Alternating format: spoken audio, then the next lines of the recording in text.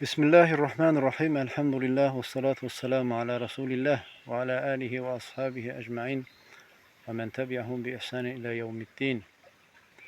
Peygamberimiz sallallahu aleyhi ve sellem hutbe ederken sesini kaldırardı ve derdi ki işlerin en şerlisi sonradan dine elave edilen şeylerdi. Ve sonradan dine elave edilen şeyler bid'attir ve her bir bid'at de zalalettir, azgınlıktır. Allah Teala öz kitabında buyurur ki bu benim doğru yolumdur. Ona tabi olun ve başka yollara tabi olmayın.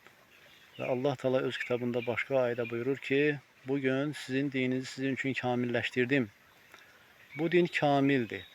Kamil olan dine Müslümanın bir şey elave etmesi doğru sayılmır. Olmaz. Yani sen fikirləşmə ki, əməlin bidət də olsa, sən onunla xeyir əməl edirsən. Xeyr, sən onunla xeyir əməl etmirsən. Əməlin qəbul olunması üçün şərtlərdən birisi də tabiçilikdir. Sənin şəriətə tabi olmağındır. Yəni Allahın kitabına, Peyğəmbərin sünnəsinə və sahabələrin yoluna tabi olmağındır.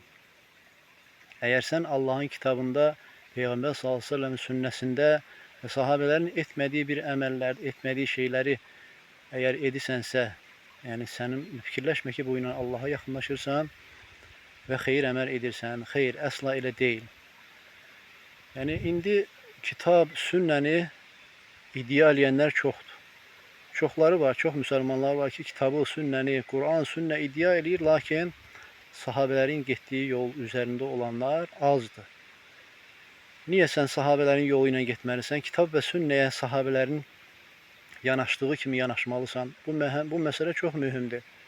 Bu dəqiqə çox müsəlmanlar bunu unudurlar.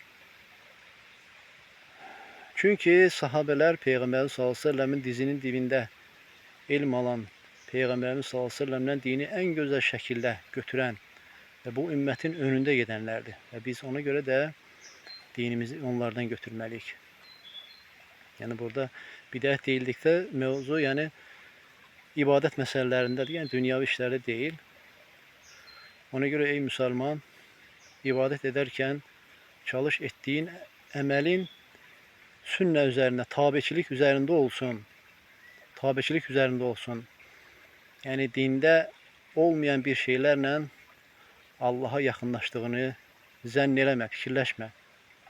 Çalış, sünnə üzərində ibadət et, tabiçilik üzərində, şəriətə tabiçilik üzərində, sahabələrin yoluna, xüsusilə də sahabələrin yoluna, sələflərin yoluna tabiçilik üzərində ibadət et ki, sənin Rabbin səndən razı qalsın. Əgər sənin Rabbin səndən razı qalarsa, Allah Teala yəni insanları da səndən razı salar. Və beləcə sənin din üzərində sabit edər. Ona görə sələflərin, sahabələrin yoluna tabiçilik çox mühümdür. Allah bizim hər birimizi, bütün müsəlmanları doğru yol üzərində sabit etsin. Subhanakallahumma və bihamdik, əşhədu en la ilahe illa ente, estağfiruke və etûbü ileyk.